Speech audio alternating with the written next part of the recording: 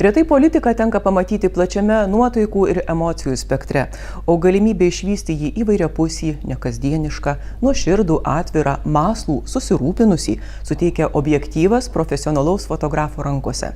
Tuo įsitikinę parodos eksponuojamos naujoje Seimo erdvėje rengėjai.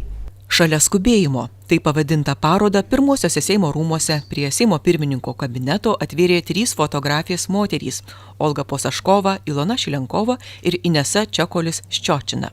Fotografijose užfiksuotos kitos moters – Seimo pirmininkės Loretos Graužinienės pirmųjų veiklos metų akimirkos. Fotografija tai ne tik vaizdai, tai ir mintys, ir netgi jausmai. Ir kas nuostabiausia, kiekvienas žiūrintysis toje pačioje nuotraukoje gali įžvelgti nebūtinai tą patį. Fotografija tai tylos menas, tačiau nuotraukų autoriai ir tie, kurių gyvenimo akimirkos buvo sustabdytos ir įamžintos, gali jas įgarsinti. Parodos autorės teigia, jog fotografuoti politikus yra ir sunku, ir lengva. Iš tikrųjų yra fotografuoti lengva, kadangi tu dirbi mėgstamą darbą, o kai pasirenki mėgstamą darbą, tai tau nereikia nei dirbti, nei fotografuoti, tiesiog darai tą, gyveni tuom ir viskas. Tai Loreta, Seimo pirmininkė, fotografuoti yra paprasta. Tai, kad jinai visą laiką dirba, aš visą laiką dirbu ir turbūt tai mūsų sujungia. Darbas nors yra sunkus, bet labai smagus, kai žmonės noriai bendradarbiauja, atsisuka, papozuoja, tarkim. Tai, kad dirbti su jumis labai smagu. Ačiū.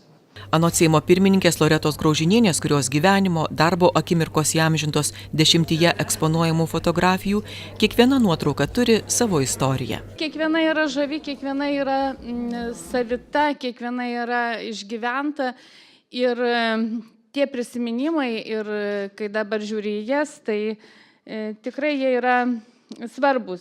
Ir jeigu pažiūrėsim Ilonos užfiksuotą Baltijos kelią, tai matau, va stovi Saulius, tai čia yra Rokiškio baikeriai. Kadangi mes nuo Rokiškio važiavom iki mūsų Panevėžio miesto, mūsų darbiečiai mūsų buvo susirinkę arčiau Panevėžio miesto ir kad nevažiuoti iki pačio miesto Panevėžio, kadangi buvo toloka. Tai tuos 15 kilometrų jie sutiko mane paravežti, nes jie norėjo su manim nusifotografuoti ir aš sakiau, tik to su tokia sąlyga, jeigu jūs mane pavešit. Tai buvo labai gera diena ir čia būtent tas momentas, kai mes esame jau prie Panevėžio. Ir noriu pasakyti, kad įnirtingai mane apsauga vijosi. Nuotraukose užfiksuoti ne tik Baltijos kelio, bet ir dainų šventės, Šiaurės ir Baltijos valstybių parlamentų pirmininkų susitikimo, jaunųjų olimpiečių išlydėtuvių į žaidynes Kinijoje ir kiti įvykiai.